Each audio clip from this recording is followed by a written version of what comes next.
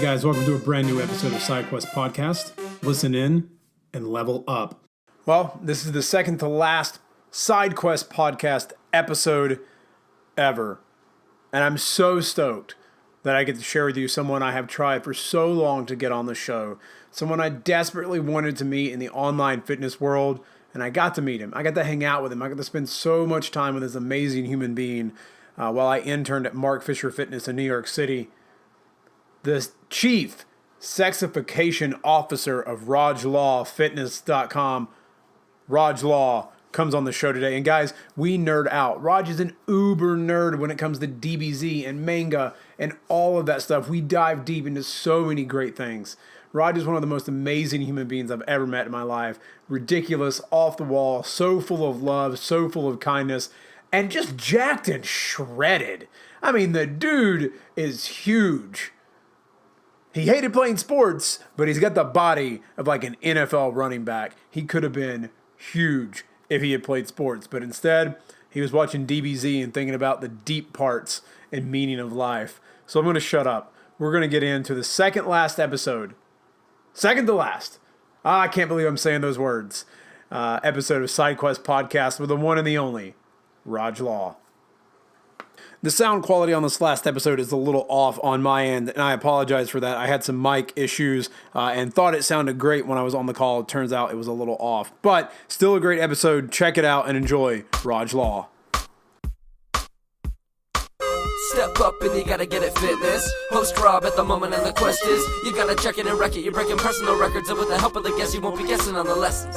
That's a +5 fierce. Got a low-key bamf right here. You wanna meet him, there's no better way to greet him than to strike a boss pose. Take a look into the mirror. All right, guys. I told you guys I'm bringing it in these last final episodes of SideQuest Podcast, and finally, after searching the internet, like I went on an epic quest to find this man. He kept popping up like a ninja. Would appear in the night. He would pop up, and I wanted to meet him. I wanted to meet him face to face. He was a huge nerd. I wanted to talk to him. Every time I saw him, talk on people's Facebook walls or do videos or do podcasts with JC Dean, I was like, I got to listen to this. I love this guy. He's so awesome. And then I finally got to meet him when I worked at Mark Fisher Fitness over the summer as a trainer in residence.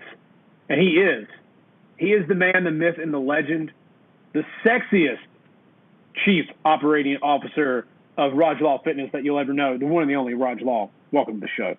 Shit, I thought you was talking about Barack Obama. I closed my eyes. And I was like, who's he going to have on this podcast? Who's he going to have on? And then you said my name. I was like, shit, it's me. Shit, it's not Barack Obama, but fine. It works. You got better arms than Barack Obama, I'm just saying. I hope he listens to this and realizes that we're not dissing him. We're just saying we can be more anabolic now that you're out of office. It's time to get swole. There's no, Jesse Ventura got extra swole once he stopped doing, he went crazy too, but he still got swole. He did go a little crazy. Jesse Ventura was a wrestler. Rog, who was your favorite wrestler growing up? Were you a wrestling fan? Yeah, I was until I realized it was fake and I got mad and I stopped watching it. But I thought it was real for the longest time, probably because I'm gullible or I was 10 or 12. I'm going with Stone Cold because that was it. I used to Stone Cold stun all of my cousins as a kid until I realized, and when I say I realized, it was till my aunt was like, don't do that. He's like 7. I was like, oh yeah, I shouldn't Stone Cold stun a 7-year-old. I guess I'll stop before I paralyze him. Yeah, but man, that's your cousins. Like every cousin does that. Like I can't tell you how many times I don't know, Macho Man Randy Savage elbow dropped my little cousin when I was a kid. So we all did. Now kids these days, you can't do anything to them. You can't Stone Cold stun them. You can't troll them. It's just, it was different back then. Yeah. We came from a different if someone that's older than us is listening, they'll be like, shut the fuck up. We came from a different generation where you could Stone Cold stun your friends and relatives. Now it's the cyber Stone Cold stunner.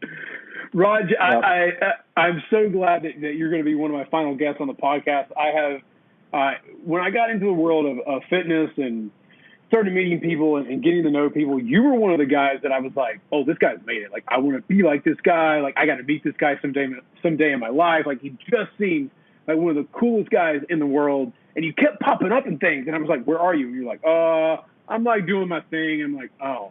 And then I would hear these whispers that you were like traveling the world, or like you were just hanging out in Boston, like at home, sitting on a porch, thinking about deep aspects of life. And then you came to New York. Yeah. And I finally got to meet you this spring and summer. But Rog, what makes you, in the world of online fitness, a lot of people are always trying to find who they are. We copy some people. We kind of like do our own things from time to time, but we're always trying to imitate someone or take their style. But you've always been just a complete outlier and someone that everyone's like, man, there's something different about him, man. I don't know why, but I love this guy. What makes you you? I'm weird. Like, well, now, I mean, we're all weird. I'm just fine with being weird. Like, as a kid, I was the only child, so it was just very easy for me to get lost in my own world and just, spend lots of time in my own thoughts and just doing my own thing. And it was just very easy for that to be a thing versus, like, I didn't have anyone to really copy. Like, so, like, in my immediate vicinity, like, even with my friends, it was all of us were ourselves, which was the cool thing. Like, a lot of the friends I still talk with from like middle school and high school, we were just, our favorite times were just us being us and just trying to get each other to laugh. And we couldn't do it trying to be the other person because we were talking to them, so it wouldn't work. And I think just so much of my youth was just formed, and just my sense of who I am was just formed by like pop culture and video games and comic books. It was just, that was my jam. Like, I didn't do sports. I wasn't part of that whole thing. Like, I tried, it just wasn't for me, but I didn't like, what makes a person a person? Really, Dragon Ball Z, Power Rangers, Fresh Prince, RPGs, Bruce Lee. And you shake all that up, and then you get this weird black dude that just, there's so many, I've met so many other black nerds. Like, I'm just like, yes, yeah, you do. Like, so when you say, like, what makes me me, I feel like there's so many of, like, all of us have a little bit of the same kernel inside of us. And I think it all just goes back to being interested in something, or just having not a unique perspective, but just like some little thread you just keep pulling at and tugging and seeing where it goes. And that's what leads people to just be in, at least that's kind of what I did, like comedy and just pop culture. That was my whole jam. Like, I wasn't hanging out with, I didn't have siblings. So when I was at home, books, reading, or there was no Netflix back then. It was just VHS tapes, anime, AOL dial-up, trying to watch videos on that. That was I don't know how I watched anything on the internet back then. I don't know how anyone did anything on dial-up. I'm not gonna lie. But you're a huge Dragon Ball Z fan, and I got into it a little, like, super late into like whenever I finally found it, and it always bugged me because it was like to be continued. I was like, damn it, just finish an episode. Why does DBZ mean so much to you?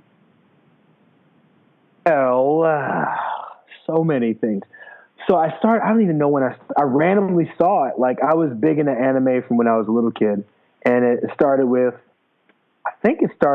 Ronin Warriors. Did you ever see that show? Probably, but my anime was like Voltron. I was obsessed with Voltron as a kid. Okay.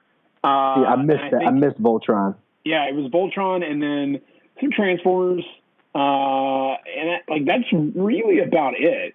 Yeah. So it was this random anime that came on. Like, I don't know why I was up. What was I doing at 6 a.m. when I was like 12 or 13? But I watched, even before then. Wow. Must have been 8 or 9. So that was just randomly on TV. And like, I got into that. I was like, all right, what's this? Okay. This is different than like the other cartoons that were on. This is the art style. And I got really into that. And then up next, Dragon Ball Z. I was like, what the fuck is this show? These people are yelling, they're fighting.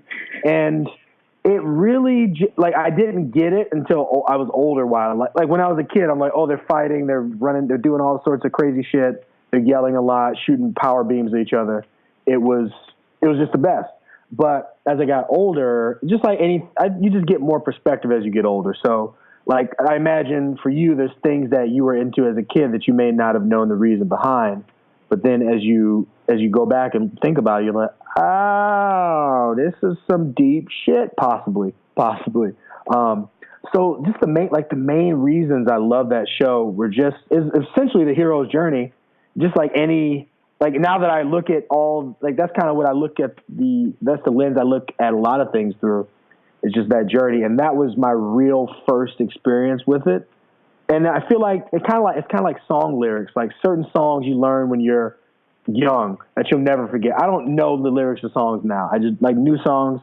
No, but anything I learned between when I was 8 and probably when I was 16 or 17, maybe 18, it's over. I know the whole song by heart. So it's like those kind of shows and like musical moments just get embedded in you. And like the lessons in that show, even though I stopped watching it as regularly, like after high school, like I still occasionally looked at YouTube clips, but like it seems like all the episodes were uploaded in my head, kind of like Fresh Prince. I know every episode. I don't need to see it, but it's just there. So, but the main reason, like, I reflect on why I liked it so much is it's just so many life lessons in the show that apply to, like, just how I live my life now. Like, just the journey. Like, how deep did you go into the show? Like, just a little bit? I think I started watching right before. Now, granted, we got episodes, or from what I was told, we got episodes years after they had premiered in Japan, and it took years for, like... Oh, 100%. Yeah. So I remember getting in during this, like, right after Frieza, and then really the Cell Saga is when I got in, and then my friend was like... a friend of mine was all into it. And I watched a little bit of, like, when Goku essentially goes to heaven and, like, unlocks Super Saiyan level 2 or whatever while he's there. Yeah.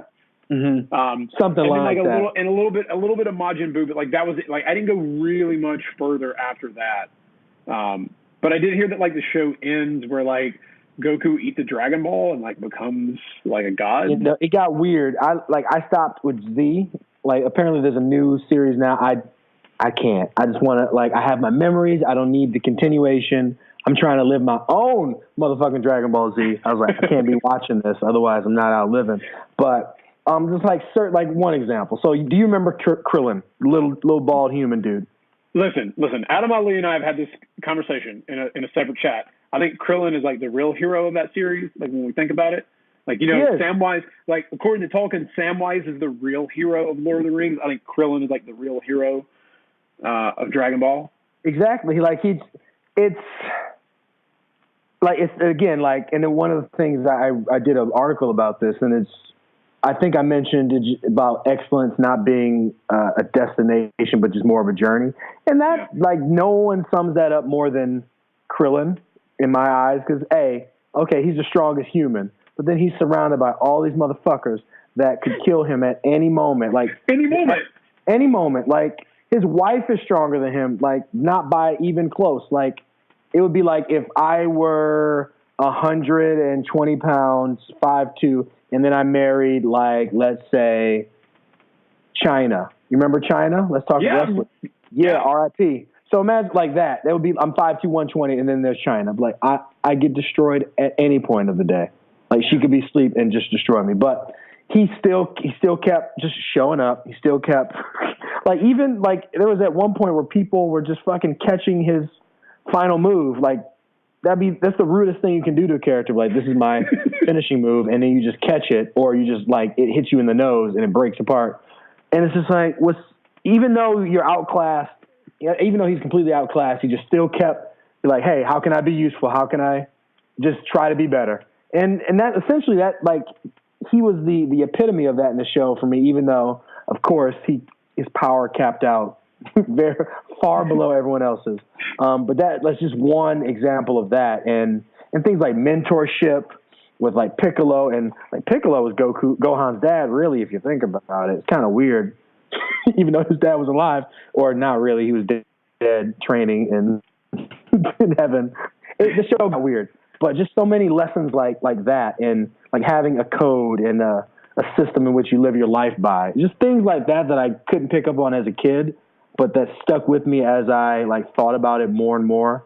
Just because like pop culture, like how our movies are structured and how our shows are structured, their goal is to tell a story, but in that story, the goal is to like impart like different themes, like the hero's journey. Just essentially every movie is the hero's journey, or every show is the hero's journey in a different manner or explained in a different way with different characters. There's so much there that like we can dive into and learning the lessons from Dragon Ball. And I think that for me, it's Star Wars where I constantly come back to like inspiration from that. And then a plethora of video games as well.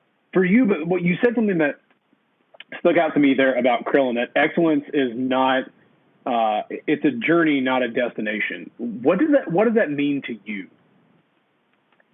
Well, like the more, like I know when I first got started in the industry or just like, this is my first real, like getting in the fitness industry was my first real push towards like, I'm going to do something. Yeah. And that was, now that I'm looking at it, I'm like, holy shit. It was 2008. I first really got like dipped my toes in the water. And that's almost 10 years ago. And it went by so fast. And if the goals I had when I started back then compared to where I'm at now, completely different, but it's all like, I was like, oh, I'm just going to have this thing, and then I'll be done. And yeah, and the older I get and the more stuff I do, I realize like, none of this is ever going to end ever.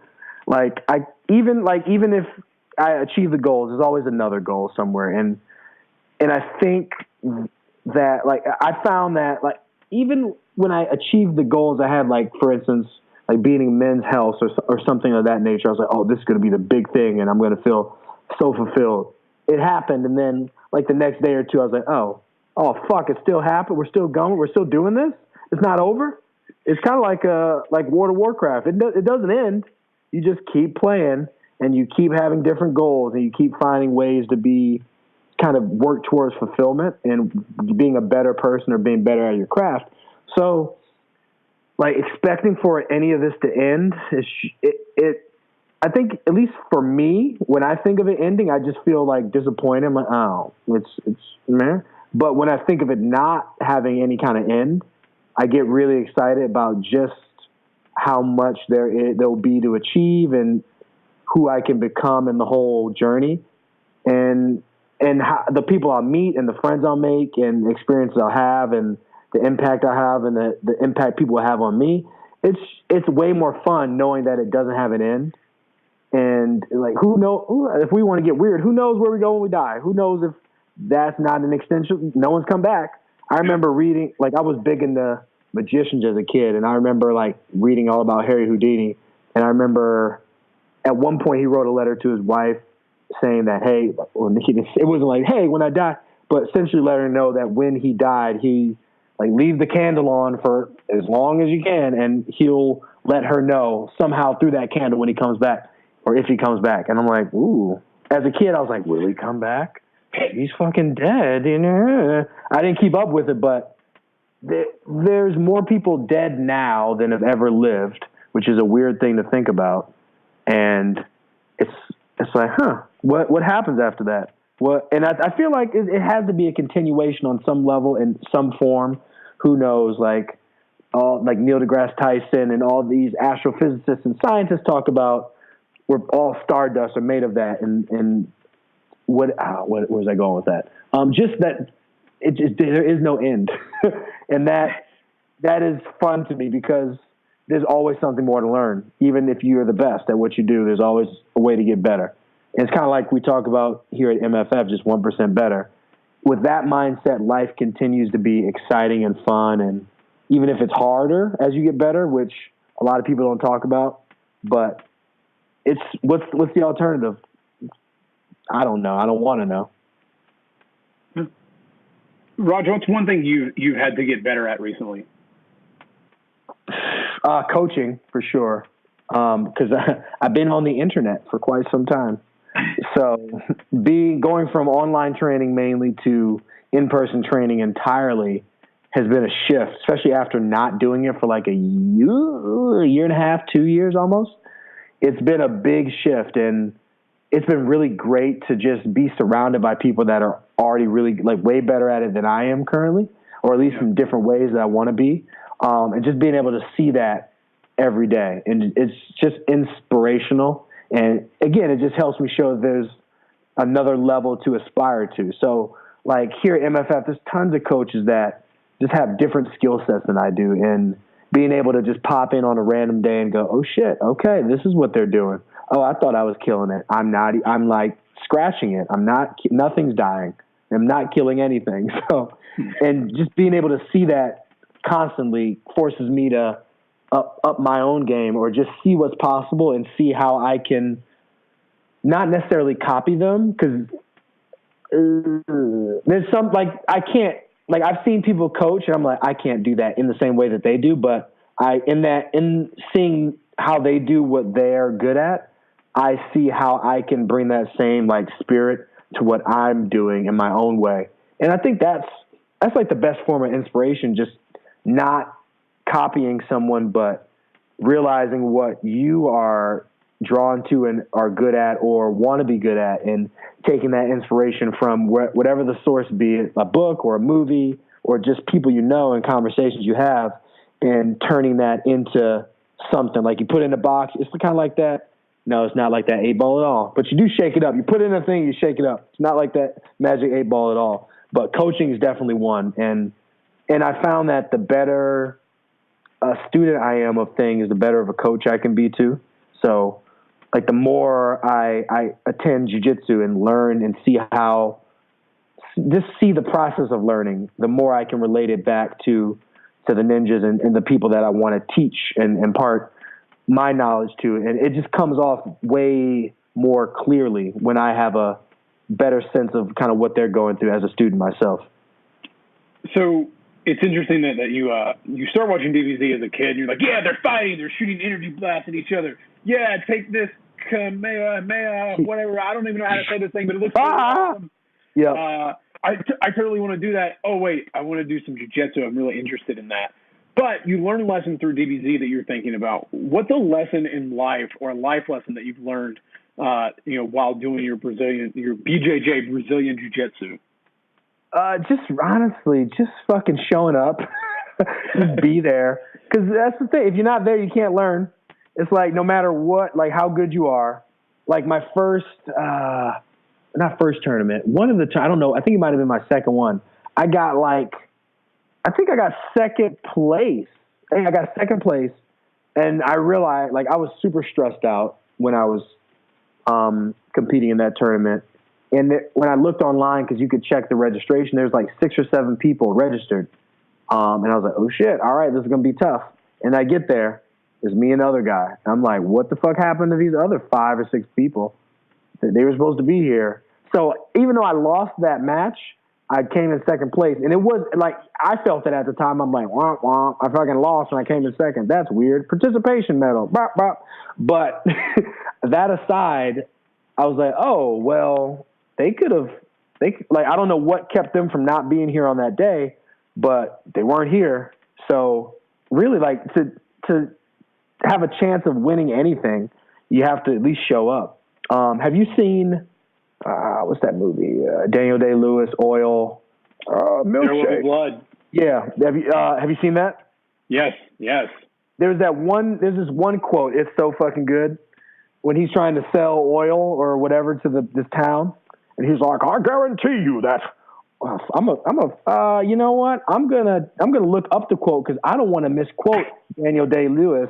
I'm gonna find it real flat. Daniel Day-Lewis, Oil. While you look that up, the next question I'll ask you, and we'll talk a bit more about this, is you said, showing up is the important thing, and being at MFF and having the honor and the privilege to work out with you and Brian Patrick Murphy and Michael Littig and Tanner and everyone else that was there, and Tally, you as well, if you're listening to this, having that honor to work out with men of that caliber, and to hear Brian say, I show up. And when I left, like Brian had me in tears, because he was like, I have been inspired by the fact that you showed up every single day and you showed up at 100%, and you inspire me. And I'm not sure what showing up means. Like it makes sense in my head. But Roger, like, what do you do, or how do you coach yourself or other people to show up when we don't want to show up? Because we all have those days when we don't want to show up. Like those 6 people, they decided, I'm not going to go to this thing, and you get second place because somebody didn't show up. But when you don't want to show up, what do you do in that? How do I show up when I don't want to show up? Yeah, how do you show up when you don't want to show up? Or do you have those days where you admittedly say, you know what, I'm just not going to show up today? Interesting question. I'm in a place where now I'm more than ever just showing up in all the things that I do as best as I can in that moment. There's definitely days where some areas I show up more than others, but now it's just I think I found the importance of setting like a minimum for things, like, because I'm prone to this. Like, I know if I don't set a minimum, I will not do a lot of shit. Like, if I'm like, hey, if you don't write fucking 10 words today, you will write 0 for a year. I'm like, okay, so now, like, my morning routine is I wake up, like, the notebook is like in bed with me. So when I wake up, it's fucking there. So I can't not actually write in it. And like, I take it with me on the train. I just write my thoughts down. And if nothing else, I know that's what I did with, like, I wrote that. Because before I'd be like, oh, I'm going to do this and blah, and it never happens because I didn't put myself in the right environment for it to happen, or I didn't set up my environment to do it. But the thing I'm realizing the more that I do it, and there's this quote, and it's the way, I think you've heard it too. The way you do anything is the way you do everything. How you do one thing is how you do everything. Thank you. Yeah, that. So, and it's true. Like, I've found that, okay, the way that I lift, it may be the way that I do Brazilian jiu-jitsu, maybe the way that I coach, or those same patterns show up in those same activities. So for me, I'm prone to complicate things, but now I just from a matter of just taking action over time, little action, it's in my head now that it's just not an option to not do it. And I think that once you make it an option not to do something, you have to fully commit to, because the thing is, like, in the past I've done them like, oh, I'm not going to do this. And I realized, like, I know at the time I was lying to myself. And then when I didn't do the thing I wanted to do, I felt even more horrible for not sticking with it. And at some point, I just got tired of feeling like shit. So I just made that commitment to myself, like, no matter what, even if it's just a little bit of something, it's better than nothing at all. Because you can always do more of something. You can't do more of nothing. Like, if you're already doing nothing, well, all right, do more of nothing. That won't help. It just makes things worse. So just making it. Yeah, what, 2 times 0 is 0? Yeah, 2 times 0 is 0. I was in your head, man. But yeah, just not letting it be an option. Like, so I'm structuring my days now. Like, I don't have to be to work till 7:30, but I'm up at 5:15. I have my morning routine, and I found that starting my day off right helps me it helps me show up better throughout the day. And just not letting it be, you can't give yourself an out. And I know I feel like people, I can speak of myself, like, I was getting soft as shit, just mentally. And it was starting to spill into everything, and I did not want that. Like, I know I've done that enough times to know where it leads, and I know I'm like, well, the things I want to accomplish, I can't do that. So it's either continue to rationalize things and make excuses for it, or just not let it be an option. Like, you just have to do this. It's like washing your asshole. You have to wash your asshole, or you probably, I don't know if people have died from not doing it, but I imagine you would, or at the very least something bad would happen to you. You just have a stinky ass all the time. Nobody wants to hang around you because you get some ass sweat on the New York City subway in the middle of summer, and you got an unclean butthole, man. Like, now we're talking. Yeah, no. but also just being around people that are committed to doing the same, even if it's, and and now I'm at a point where even if other people weren't doing it, I still have to do it for myself because I just feel better when I do that. It's like you feel better when you work out. So now I just have the commitment that I have to do something every day, even if it's something little, like even if it's mobility, just moving. I know personally, my whole life is better when I do that. So even if it's 5 minutes at the end of the day, like I have to do it, and it's just no longer an option not to. So, Raj, one of the things that I often think about, and I think it's I've been looking at how, especially talking with my wife, how men and women sort of handle things sometimes, because we both do tend to handle things very differently. And for me, it's very easy to make a decision like you and be like, no, I'm doing this. This is my thing. Like, I have to do this, the end. For her, she's very big on self-care, making sure that she's mentally, there and prepared. And like that, if stress is really hurting her, she's not going to like put herself in a stressful situation. When it comes to like self-care for you and like taking care of your own health and your mental health and all of that, how do you do that? Or do you do like maybe I do and some other guys do and just bulldoze your way through things? No, I can't. I'm shitty if I do that. So now, like, because I've realized I'm like, oh, if I try to do that, I'll do it, but it's like so bad, I might as well not have done it at all, which is hilarious. But I think showing up, like, again, when I say show up, like, I mean that for myself too. So these things that I do, they're mainly for me. Like, I work out for, like, I'm not working out to look good for anybody else. Like, cool if you like it, but I'm not, like, I'm past that point now. Because when high school, I was like, yeah, let's just get arms. But now, like, it's weird. I'm getting in better shape, doing less, caring less, but just showing up more, like doing the things that I enjoy. Like, I work out on Saturday with the guys, and I do jujitsu 2 to 3 times a week. And I look better now than I've looked working out 4 or 5 times a week. And I think it's just like prioritizing the things that make me feel like an actual human being. So moving, sleeping, like extracurricular activity, like shit I like doing for fun. So like podcasts, reading, time to just not see people, just like sit around and look out the window and just think. I consciously make time for that on a weekly basis because I know if I don't, I've gone through that. Like, and I think that's part of self-care is you realize you need it when you have gone so far long without it. Yeah. And then you look and you pull out of it. You're like, holy shit. It's almost like it is like being in a depressive state.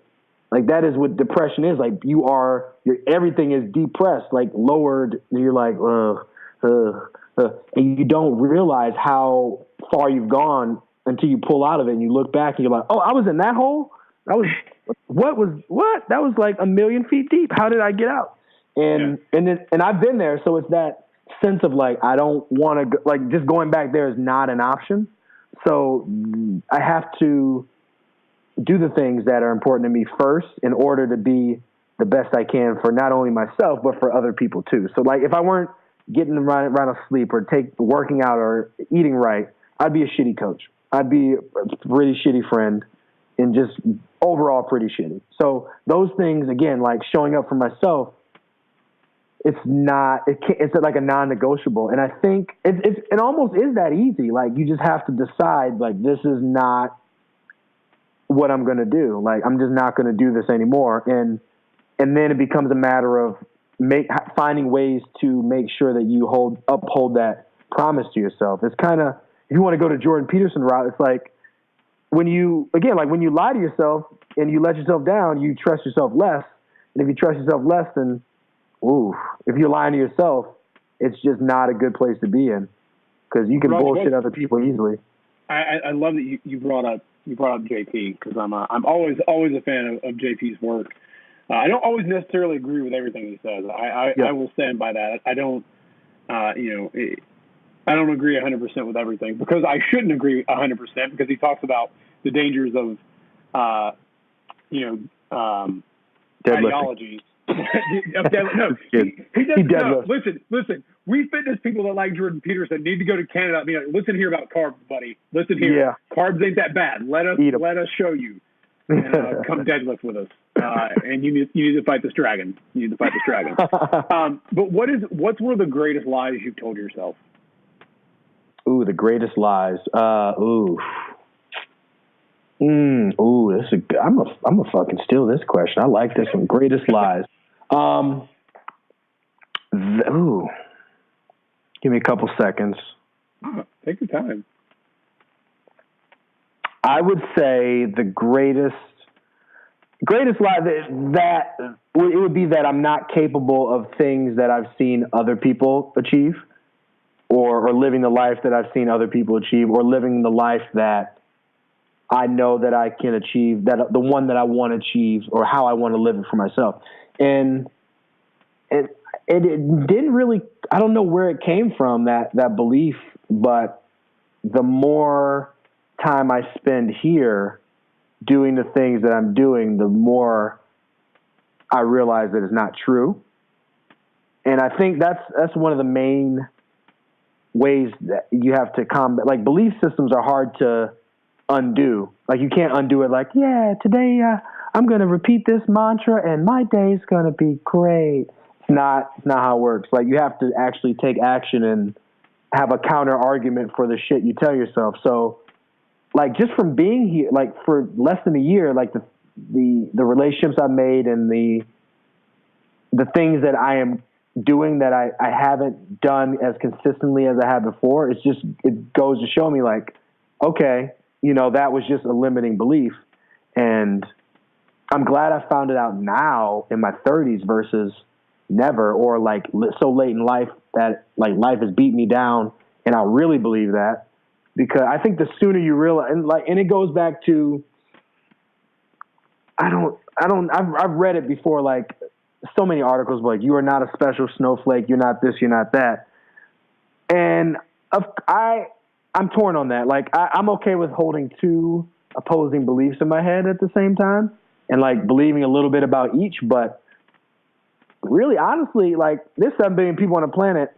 If you don't think you're special, all right, but you're not now. All right, good job. You've convinced yourself you're not, and your life will now be a reflection of that. But I'm sure you've had moments where like you're doing something and you're like, wait, am I really doing this? And if you believe that you're special, not special like I'm better than other people, but special in the sense that I'm here to I'm here to make the life I'm living impactful. Like, I'm here to live a fulfilled life. Like, a lot of people don't live fulfilled lives. Like, I know people that aren't, know people that aren't, and you know how it feels to be around those people. It's like Harry Potter, no, that's Lord of the Rings. Where's the one where they suck the soul out of your face? The Wraiths? Is that Lord of the Rings? It's like being around those. You're like, and it's it happens in Harry Potter too. Thank you. I knew. I was like, it's something. Yeah. But it's like everyone that is on this planet right now is special. Like, you could have ended up in a napkin. You could have ended up who the fuck knows where. So, and it's like, now it's a matter of proving that to yourself with the actions you take. And it's not about the result, even though it is to a degree.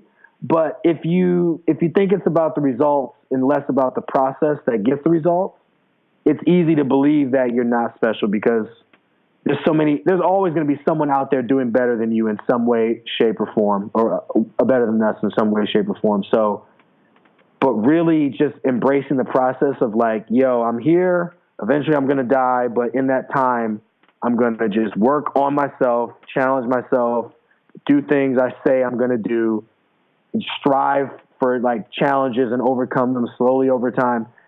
I don't know how anyone that does that long enough doesn't see themselves as special, because I get like, what is special? Like, special is different, right? Would you say, or not extraordinary? I feel like extraordinary and special are different. I don't know if we want to get into semantics, but I don't know I feel like they're distinct enough where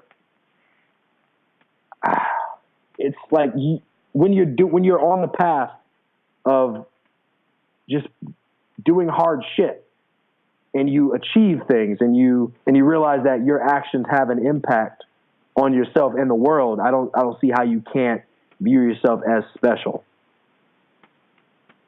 And that just gets me excited every day, just knowing that the more work I do on myself, the better I can leave the world that I'm a part of. That's why I love doing what I do, and that's why I just fucking love being alive in general. So we'll jump out of the deep stuff real quick and get into a couple of fun things. Yeah. As I wind up ever being able to use, well, not ever. Who knows what will happen, but at least for a while these questions won't be asked.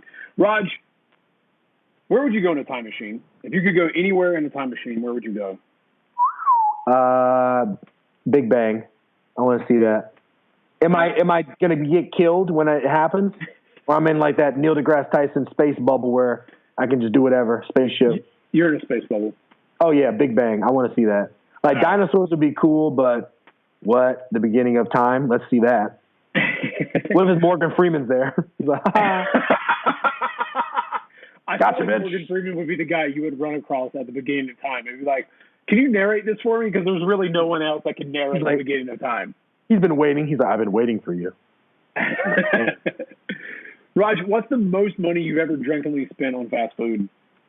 Drunkenly? None. But, I'd say $30. Fast food, yeah.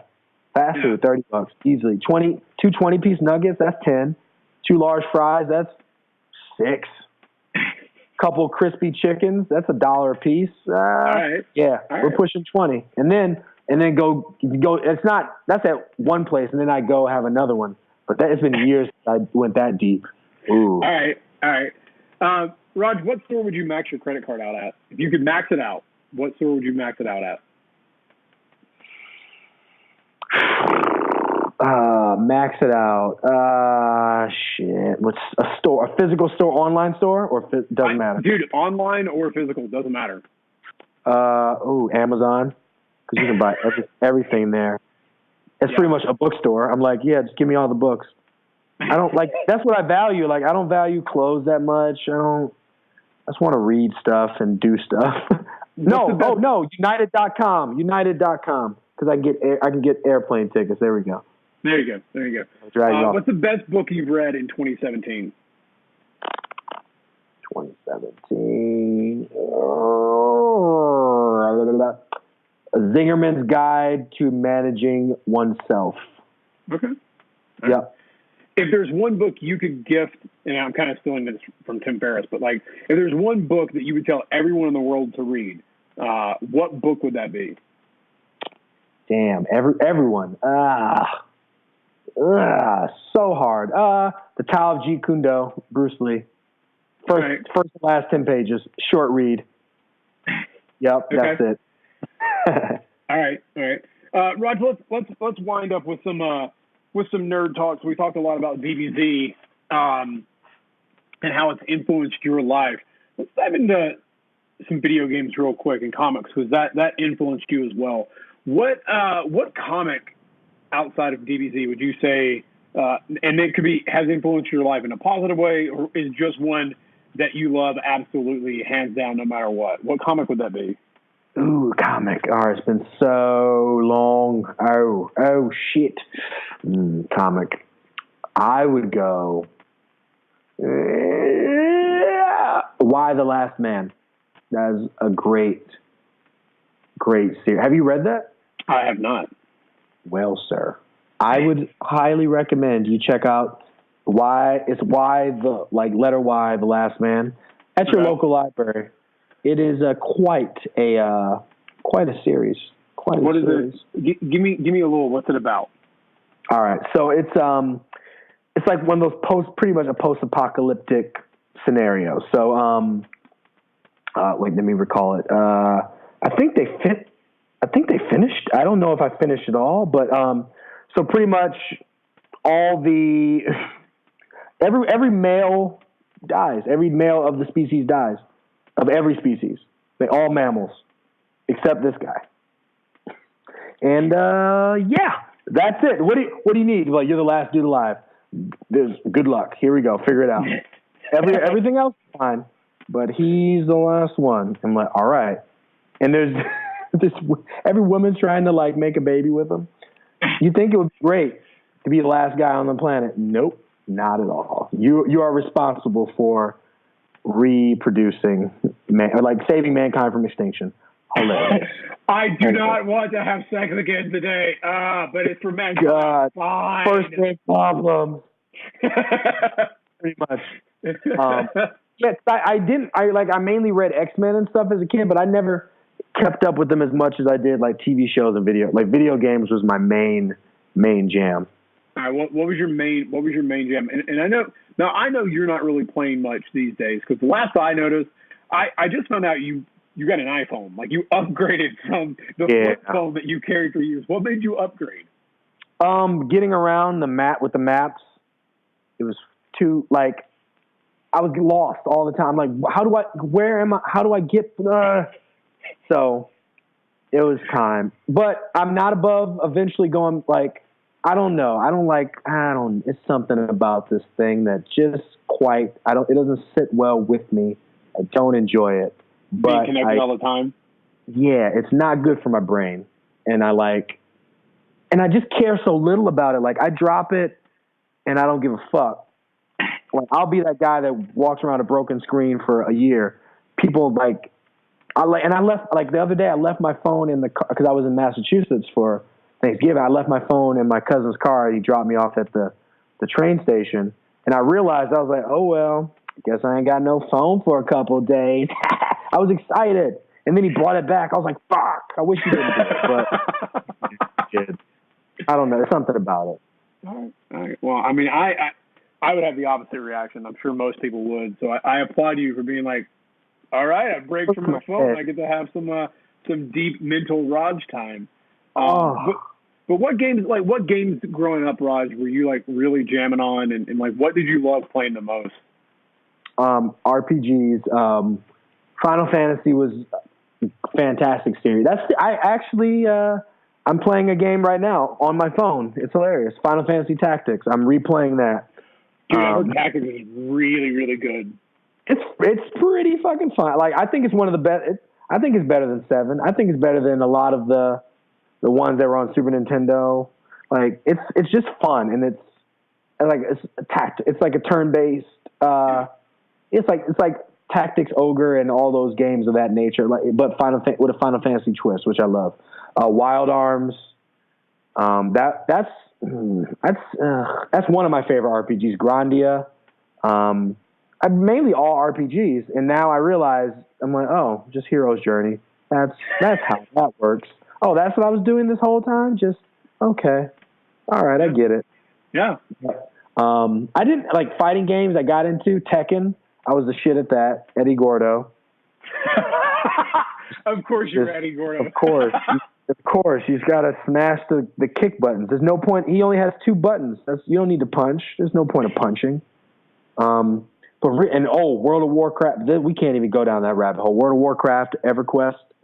EverQuest is the game I spent the most time on in my life. I spent over 150 days playing that, real life time. So it's not good to say out loud. That's almost 6 months. Yeah. So imagine sitting down after this podcast ends, loading up EverQuest, and just playing from now until 6 months from now. Just not moving. Now until April. Yeah, it's pretty horrible. But at the time, amazing.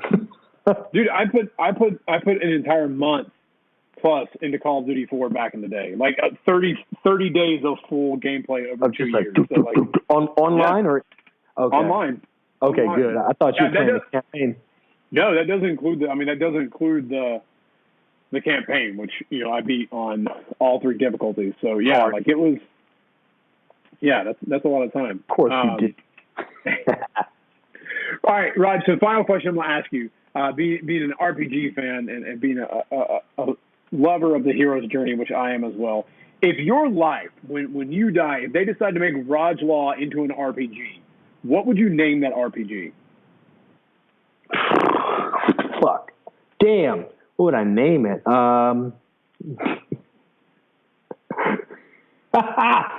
Shit, that's the hardest question anyone's ever. Damn, what would I name the RPG? Hugs and Titties. Hugs and Titties, the journey. I just want to give hugs, see titties. I feel like the box work for that, the artwork for that would be hilarious. I don't know who would draw that, but whoever does, like if someone randomly listens to this and decides to create some artwork based on that, please let me know. Please let me see it. Same. I don't even know what it would look like. Same. Well, Roger, I want to wrap up. We're nearing the end here, but thank you so much, one, for I'm so glad I finally got to meet you in 2017 to spend time with you and hang out. And thank you for coming on the show and hanging out on the last few episodes of SideQuest podcast. But what's one thing you would want to leave the audience with, as they leave? One thing you could leave with them to inspire them? Embrace difficult things as often as you can, ideally on a daily basis. Otherwise, life ain't that fun. Oh man, you get that practice and rehearsed, and you know it every single motherfucking day. I love it, brother. Thank you so much for coming on, guys. Thank you for listening, and please check out. You can find Rog. Just Google Rog Law. You'll find him on Facebook as well, and on Twitter. Well, I don't even know if you tweet anymore. I think you just don't. I don't even. Like something happened. I changed my password and I can't log in, and I don't even care. I do not care about Twitter. Don't look me. Rog Law Fitness on Instagram, and then you can just Google Rog Law Fitness and find him and check him out. He's a great dude. Asking questions, and I love the man to death. So, brother, thank you so much for coming on. Thanks for having me. I'm glad we got to do this before the end. I got in just at the end. I get to see your face. This makes me happy. Step up and you gotta get it fitness. Host Rob at the moment and the quest is you gotta check it and wreck it. You're breaking personal records, and with the help of the guests you won't be guessing on the lessons. That's a +5 fierce. Got a low-key bamf right here. You wanna meet him, there's no better way to greet him than to strike a boss pose. Take a look into the mirror.